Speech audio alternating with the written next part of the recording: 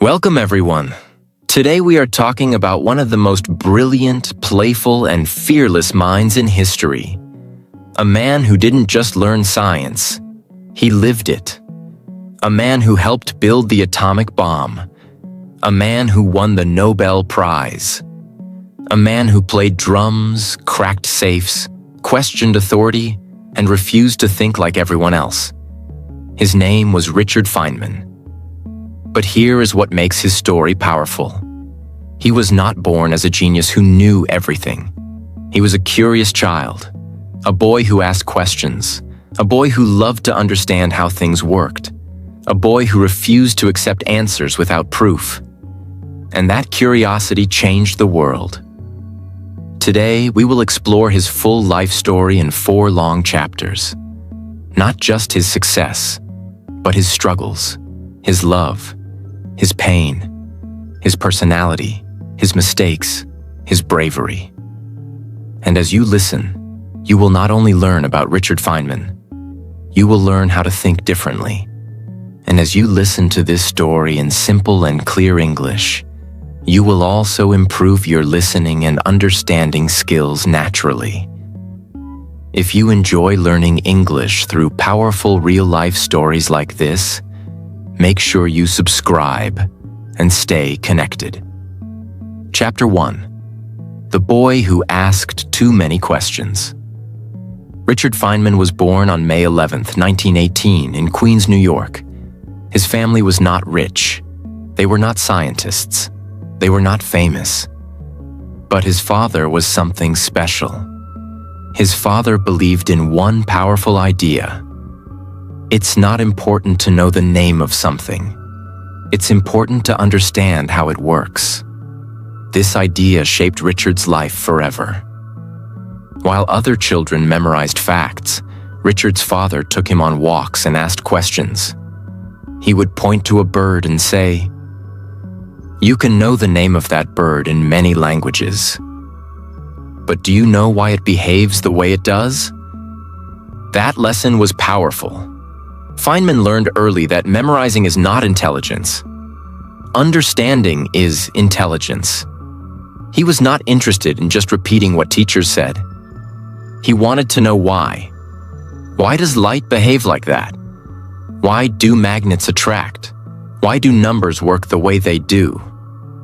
He was not satisfied with simple answers. As a teenager, Richard became famous in his neighborhood for fixing radios. But here's the interesting part. He didn't just randomly fix them.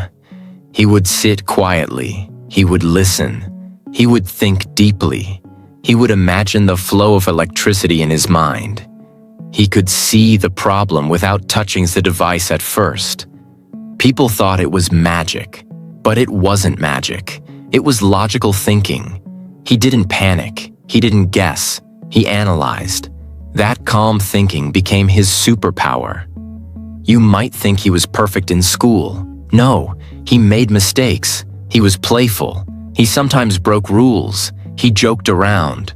But when it came to physics and mathematics, his focus was intense.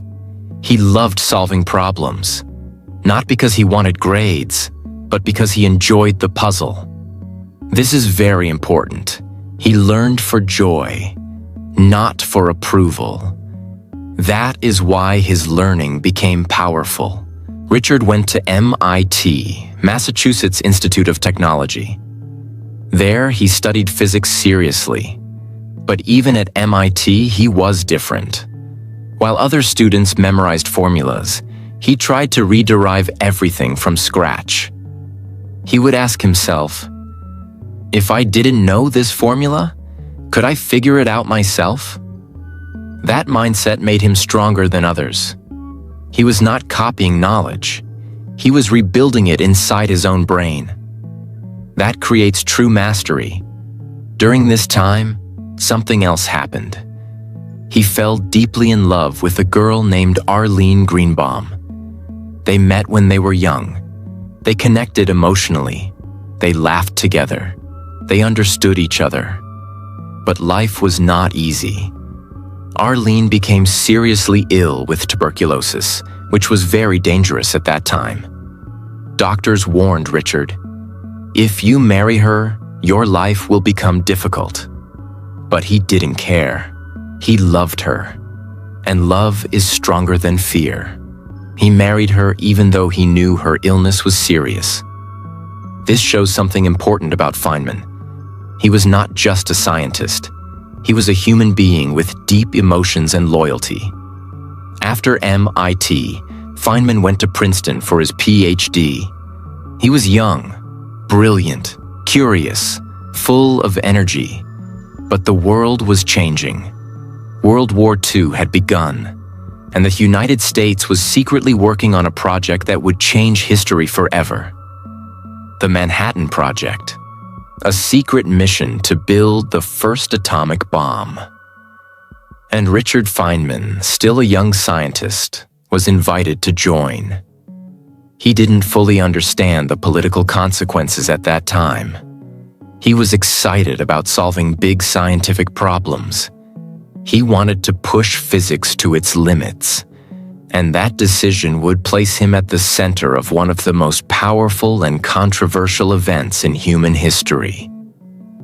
Richard Feynman was still very young when he joined the Manhattan Project. He was only in his mid-20s. Imagine that. In your mid-20s, most people are still trying to understand life. But Feynman was about to help build the most powerful weapon the world had ever seen. The Manhattan Project was a secret operation during World War II. The goal was clear but terrifying. Build the atomic bomb before Nazi Germany does. If Germany built it first, the world could change forever. That fear created urgency, and urgency created pressure. Huge pressure. Feynman moved to Los Alamos, New Mexico. It was a secret laboratory in the desert. Scientists from all over the country were brought there. The greatest minds of the time were working together. Robert Oppenheimer was leading the project. Security was extremely strict. You could not tell anyone what you were doing. Letters were censored. Phones were monitored. People were watched. It was like living in a spy movie. But inside this secret world, Feynman was still himself. Curious, playful, fearless. While working on the bomb, Feynman became famous not only for physics, but for cracking safes. Every scientist had a safe in their office. Inside those safes were secret documents, important calculations, critical information. Feynman became curious. He wondered, how secure are these safes really? So he studied how they worked, not to steal secrets, not to cause harm, but because he loved understanding systems. And guess what? He discovered many of them were poorly secured. He would open safes just to prove that security wasn't as strong as people believed. He even left funny notes inside some safes like, "I borrowed document number X." People were shocked. Security officers were embarrassed. But Feynman wasn't doing it for chaos. He was exposing weakness in the system. He believed in truth over authority, even in a high-pressure military environment. At Los Alamos, Feynman worked on complex calculations. Very complex, but let's explain it simply. To build an atomic bomb, scientists had to understand how tiny particles, atoms, behave when split. When you split certain atoms, they release enormous energy. But controlling that reaction required precise mathematics. Feynman became responsible for coordinating calculations. He created systems to make teamwork more efficient. He simplified complex problems. He helped others think clearly. He wasn't just smart, he was practical. He believed if you can't explain something clearly, you don't understand it deeply. That idea became one of his life philosophies. But while he was solving scientific puzzles, his heart was breaking. His wife Arlene was getting weaker. She was in a hospital far away. Her tuberculosis was getting worse. Feynman visited her whenever he could, even though people warned him about the risks, even though the disease was dangerous. He loved her deeply, and love does not calculate risk like science does. While the world was focused on building a weapon, he was watching the person he loved slowly fade away. Imagine that emotional weight. Working on the most destructive weapon in history, while the love of your life is dying. That kind of pressure would break many people. But Feynman continued, not because he was cold, but because he separated emotions and work when necessary. He carried pain quietly. In July 1945, the bomb was ready. They tested it in the desert. This test was called Trinity. When it exploded, it created a massive flash of light, a powerful shockwave. A new era began. Feynman later described the moment. He did not feel pure joy. He felt something complicated. Excitement, shock, confusion. Soon after, bombs were dropped on Hiroshima and Nagasaki. Thousands of people died. The war ended. But the world changed forever. Feynman later admitted something important. At that time, he did not deeply think about the moral consequences. He was focused on the science, on solving the problem. But later in life, he reflected on it more seriously. He realized how powerful science can be, and how dangerous it can be too. After the war ended, something unexpected happened. Feynman felt empty. He lost Arlene in 1945. She passed away before the war ended. He lost the person he loved most. The war was over. The big mission was complete. But he felt no excitement, no joy, no direction. He once said that after the bomb, physics felt unimportant for a while. He questioned meaning. He questioned purpose. He questioned everything. That shows something powerful. Even geniuses go through dark seasons. Even brilliant minds feel lost sometimes. Success does not protect you from emotional pain. Feynman did not stay in that dark place forever. One day he saw something simple, a plate spinning in a cafeteria. He became curious. He started calculating how the plate was wobbling in the air, just for fun. No pressure, no war, no big mission, just curiosity. And something returned. Joy. He remembered why he loved physics, not for fame, not for power, not for war, but for curiosity. That moment restarted his career. Sometimes the biggest comeback begins with a small spark. Chapter 3. The Rebel Professor and the Nobel Prize. After the war, Richard Feynman began teaching at Cornell University. On paper, this looked like success. He was a respected scientist. He had worked on the most important project of the war. He was brilliant. But inside, he felt different. He felt confused. He felt disconnected. He felt like his passion for physics had disappeared. And that is very important. Even geniuses lose motivation. Even successful people feel lost. One day in the cafeteria, he saw something simple. A student threw a plate into the air. The plate was spinning. It was wobbling. It was dancing in the air. Most people ignored it. But Feynman stared at it. He asked himself, how exactly is it wobbling? He started calculating for fun. No pressure, no competition, no war, no expectation.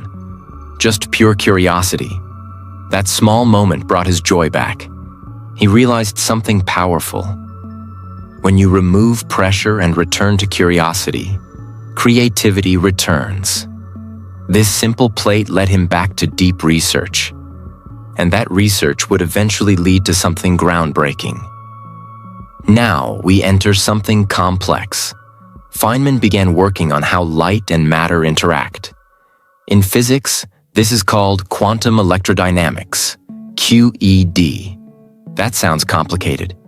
Imagine light as tiny packets of energy called photons. These photons interact with tiny particles like electrons.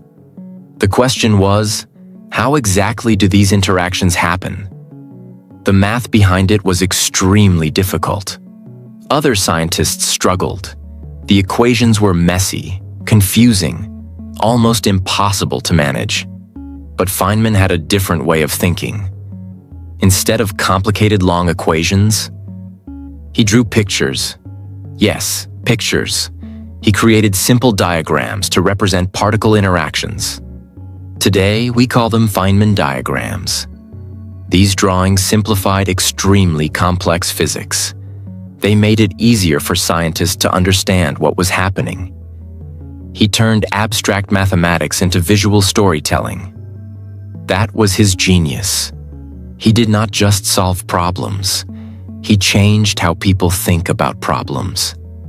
In 1965, Richard Feynman won the Nobel Prize in Physics. He shared it with two other scientists. The prize was given for their work on quantum electrodynamics. This was one of the highest honors in science. But here is what makes this moment powerful. He did not chase the Nobel Prize. He chased understanding. He loved solving puzzles. The prize came later. That is a big lesson. When you focus on mastery, recognition follows. When you chase recognition first, mastery often disappears. After Cornell, Feynman moved to Caltech, California Institute of Technology. This is where he became legendary, but not in a normal way. Most professors are serious, formal, distant. Feynman was different. He joked in class. He challenged students. He made complex ideas feel simple. He believed, if you cannot explain something in simple language, you do not truly understand it. That philosophy became famous. His lectures were not boring, they were exciting. He could explain the most complex physics in everyday words. He did not try to sound intelligent. He tried to make others understand. That is true intelligence. When he won the Nobel Prize, many doors opened. He received invitations to elite events, exclusive conferences, high-status dinners. But Feynman did not like fake importance. He once refused to attend certain events because he felt they were based on ego. He disliked titles. He disliked hierarchy. He disliked people pretending to be superior. He once said something powerful. I would rather have questions that can't be answered than answers that can't be questioned. That sentence shows his character. He respected curiosity more than authority. He believed in questioning everything, even himself. There was another side of Feynman that surprises many people. He loved playing bongo drums. Yes, a Nobel Prize-winning physicist who played drums passionately. He learned to play during his time in Brazil. He even performed publicly. He did not care what others thought. Some scientists criticized him. They thought it looked unprofessional. But Feynman did not live to impress people. He lived fully. He painted. He played music. He explored. He experimented. He refused to limit himself to one identity. He showed the world that intelligence and fun can exist together. After Arlene passed away, Feynman remarried. His second marriage, to Mary Louise Bell, did not last long. It ended in divorce. Later, he married Gwyneth Howarth. With Gwyneth, he found stability. They had a son, Carl, and later adopted a daughter, Michelle. He was not just a scientist. He was a father. He played with his children. He taught them curiosity. He encouraged questions. He carried forward the same mindset his father gave him. Curiosity over memorization. Understanding over ego. In 1986, something happened that once again placed Feynman at the center of history. The Space Shuttle Challenger exploded shortly after launch. The entire nation was shocked. 7 astronauts died. A commission was formed to investigate the cause. Richard Feynman was chosen as a member. Many officials tried to hide the real problem, but Feynman did not tolerate dishonesty. During a live television hearing, he performed a simple experiment. He took a small piece of rubber O-ring. He put it in ice water. He showed how it lost flexibility in cold temperature. He explained simply, the O-ring failed because of cold weather. This failure caused the explosion. In front of millions of viewers, he exposed the truth. Simple, clear, powerful. That moment showed his character again. Truth over reputation, clarity over politics. He did not care about power structures. He cared about facts. Later in life, Feynman was diagnosed with cancer. Even while facing death, he remained curious. He asked doctors questions. He studied his own medical condition. He approached illness like a scientist. When he knew the end was near, he said something unforgettable. "I would hate to die twice. It's so boring." Even in the face of death, he kept humor. He passed away on February 15, 1988, but his mind never truly left. His lectures, his books, his ideas, his diagrams, they continue teaching millions. Chapter 4. The Legacy of a Curious Mind. As Richard Feynman grew older, something interesting happened. He became more than a physicist. He became a symbol. Not a symbol of perfection, not a symbol of seriousness, but a symbol of curiosity. And that is powerful. Because curiosity is something anyone can develop. You don't need to be born a genius. You need to ask better questions. One of Feynman's greatest legacies was not his Nobel Prize. It was his teaching. At Caltech, he gave a series of lectures that later became famous as the Feynman Lectures on Physics. These lectures were not written like a normal textbook. They were alive. He explained physics in simple language. He would break down complex ideas into small, understandable parts. For example, instead of just giving formulas, he would ask, "What is really happening here?" He wanted students to see the logic, not just memorize the result. Many students said something powerful about him. When Feynman explained something, it felt obvious. That is the highest level of mastery. When something extremely complex feels simple. Today, decades later, those lectures are still used in universities around the world. His voice is still teaching. His mind is still guiding. Over time, people began to talk about something called the Feynman technique. It is a simple learning method inspired by him. The idea is very powerful. 1. Learn something. 2. Try to explain it in simple language, as if you are teaching a child. 3. Find where you struggle. 4. Go back and study again. If you cannot explain it simply, you do not understand it deeply. This technique is used today by students, entrepreneurs, engineers, and even language learners. Because it works. It forces clarity.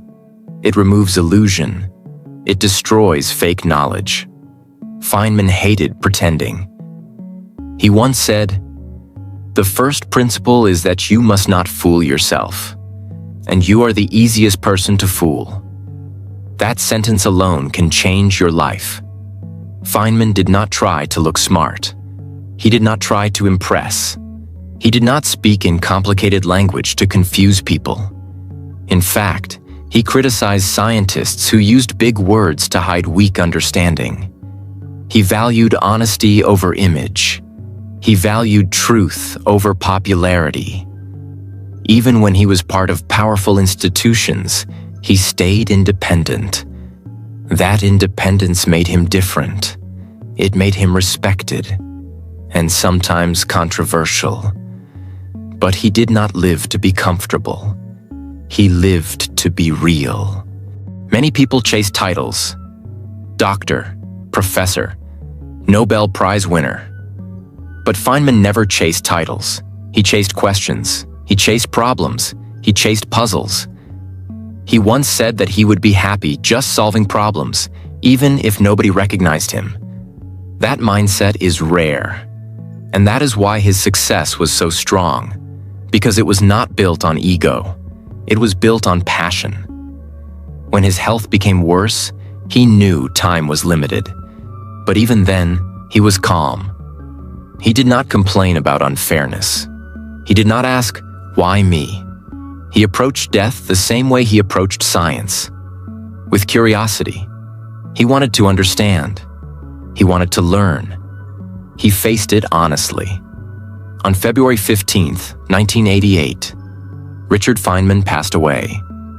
He was 69 years old. But something important happened. His body stopped. His influence did not. Today, Richard Feynman is remembered as one of the greatest physicists of the 20th century, a revolutionary teacher, a fearless truth seeker, a playful thinker. His books like "Surely You're Joking, Mr. Feynman?" and "What Do You Care What Other People Think?" are still read worldwide. His diagrams are still used in physics research. His learning method is taught in productivity and education circles. His life is studied not just for science, but for mindset. Let's make this simple. Why was Feynman so special? Not because he was born with superpowers, not because he memorized faster, not because he acted serious. He was different because he asked why again and again. He refused to pretend. He loved understanding more than applause. He stayed curious like a child. He simplified instead of complicating. That combination is powerful, very powerful. Richard Feynman teaches us something beyond physics. He teaches us how to think.